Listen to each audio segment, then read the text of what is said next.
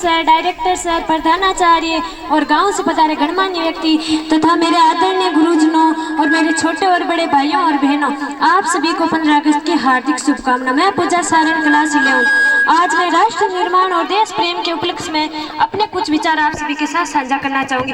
आजादी का असली मतलब वही समझ सकता है जिसने कभी गुलामी की हो। हम सौभाग्यशाली हैं जो स्वतंत्र भारत में जन्म लिया।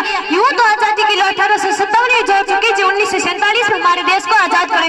प्राचीन, मध्यकालीन और वर्तमान भारत के उदाहरणों से मैं स्पष्ट करना चाहूंगी कि जब हम फिरंगियों के घेरों में फंस गए थे तो रंग बसंती चोला के एक आवाज पर टोलों के टोले उमड़ आते थे और उनके इनकलाब, जिंदाबाद और वंदे मातरम के नारों से खून में आ जाने वाला 5-5 डिग्री का तूफान अंग्रेजी शासन की जड़ें हिला देता था। उसके बाद 62-63 और 71 के युद्धों में अपना सुहाग गवा देने वाली औरतें जब घर के हालात यूं हो जाया करते कि प्यार भी भरपूर गया, मांग का सिंदूर गया, नन्हे नन्यालों की लंगोटियां चली गई, छोटी छोटी बेटियों की चोटियां चली गई, बाप की कमाई गई, भाई की पढ़ाई गई, एक ऐसा विस्फोट हुआ पता ही नहीं चला।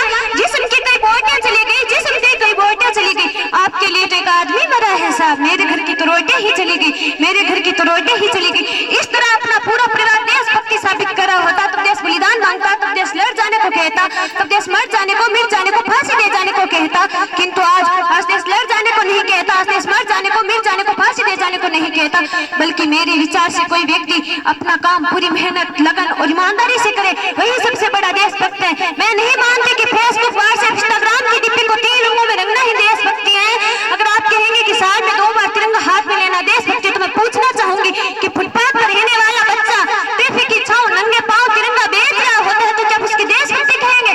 नहीं, ये उसकी देशभक्ति नहीं, पेट के भूख की शक्ति है जो उसे ऐसा करने पर मजबूर करती है। क्योंकि ना वे मस्जिद को जानता, ना वे शिवालयों को जानता, क्योंकि ना वे मस्जिद को जानता, ना वे शिवालयों को जानता, वो पेट के भूखे हैं साहब, केवल भोजन के निवालों को जानते हैं, केवल भोजन के निवालों को जानते हैं। अपने परिवार, अपने समाज, अपने राष्ट्र के प्रति समर्पण का भाव है देशभक्ति।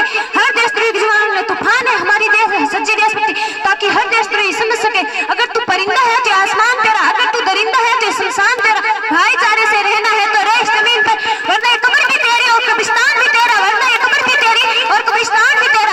अब मैं बता दूं, महिला सुरक्षा के मामले में हम आज भी चौथे बाइतम पढ़ाते हैं। हम एक ऐसे समाज में जीते हैं जहाँ पत्थर की मुठ को लगते हैं 56 भोग, भूखे नंगे तड़पते सो जाते हैं लोग, नंगे भूखे तड़पते सो जाते हैं लोग। यही सच्ची देशभक्ति, यही सच्चा राष्ट्र प्रेम है कि ना सरकार मेरी, ना रोब मेरा, ना बड़ा नाम मेरा, बस इतनी सी बात का गुरूर है मुझे कि मैं भारतीय हूँ और ये भारत मेरा है, कि मैं भारतीय हूँ और ये भारत मेरा है।